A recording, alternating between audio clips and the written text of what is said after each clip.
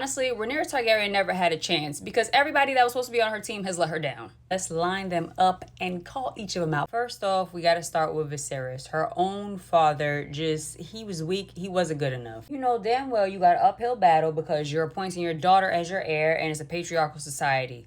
Why was she not made your hand as soon as she came of age? So sorry, but being on the small council, that was just not good enough if you want her to be the queen. Also, from the time he was like cognizant, Aegon should have been in the small council meetings as well, so that you could see it was clearly she was the #1 heir and he was her backup. If you weren't gonna betroth the two of them, I know it's gross, but that's how they did it in that family. If you weren't gonna betroth the two of them, then the least that you can do is make sure when you see her, you see him. When you see him, you see her. They were a unit. Don't pit them against one another, and make sure your family's on the same page. How you let your wife undermine your daughter at every freaking turn? Why is Alicent even in the small council meetings? That doesn't even make any sense. I don't care if your face is falling off. Take hold. Take hold. What is going on? And letting her pit her kids against Rhaenyra kids. I mean, where were you, Viserys? Again, I don't care that your armor is falling off. If the Song of Ice and Fire is that important to you and you say Rhaenyra is the heir that can get it done, then you make sure she can succeed you. You make sure everybody's on her team. Next up is Alicent. And honestly, we could have did the whole damn video about that one because she is truly the living worst. How are you, as my best friend,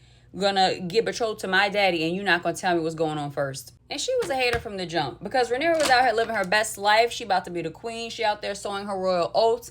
And you was mad at her for that. Rhaenyra was doing the same thing that her son Aegon was doing out there on the streets of Silk, actually. But she still saw fit to make him king. It don't matter how sheltered I am. If my best friend is out there dropping it low and picking up slow, all you need to do is come back and tell me the stories, okay? I just want to hear the mess. I'm not going to be mad about it. Just tell me the mess. Alicent was a hater. Definitely not a girl's girl. Side note, the term girl's girl has been co-opted and corrupted and taken to be like an excuse for any terrible behavior you wanted to defend. And that makes me very sad. I used to really like that term.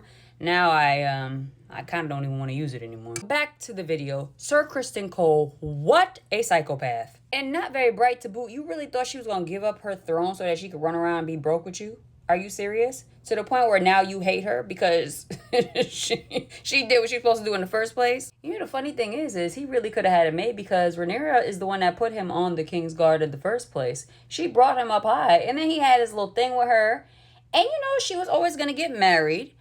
And they could have kept going or stopped, but he had a great cushy position. She liked him. So, you know, and he messed it up by being a complete and utter psychopath. Not to mention what he just did to Sir Eric. I mean, just because he fell down on the job, now Sir Eric got to go and fight his brother. That don't make no damn sense. I'm sorry for the spoiler. All right, who we got next? I think that's Sir Rhaenyra.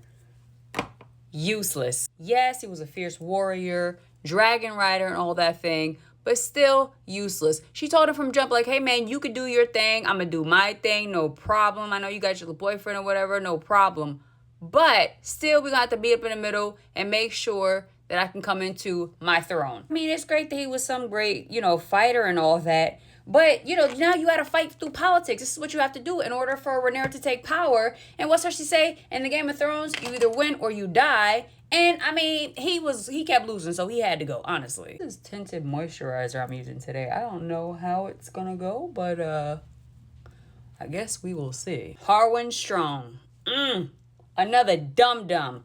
Again, Strong. His literal name is Strong. They called him Break Bones because he could fight and beat people down, I guess.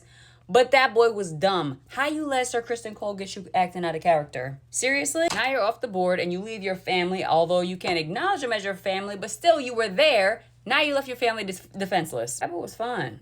Honestly, I think he was fonder than Sir Criston Cole. I'm sorry, but he was dumb. The boy was dumb. And last but not least, we have got to talk about who else but everyone's favorite psychopath, Daemon Targaryen. Now, Daemon Targaryen, smart, cunning, he knows the game, but the one thing he doesn't see clearly is himself. You really think the reason Viserys didn't want you as his heir was because he was scared you would be a better king? Seriously? You really thought you would be a good king? Yo, crazy ass. Even if he didn't intend for Blood and Cheese to go the way that it did, it's like, don't you notice a pattern of the things that you end up doing? They end up going bad because you're rash. You don't think out your decisions, baby. You are dangerous. absolutely love Daemon, but he would be a terrifying king. Come on now. And back to Rhaenyra, just the number of times he has left her out there just exposed. Literally in, the first half of the first season, like literally left her exposed. Like he cannot be trusted. He can be a tool to be used, but even then he's an unreliable tool because he gonna go off on his own little side quest. So it's just sad. She got a bunch of people around her from the beginning that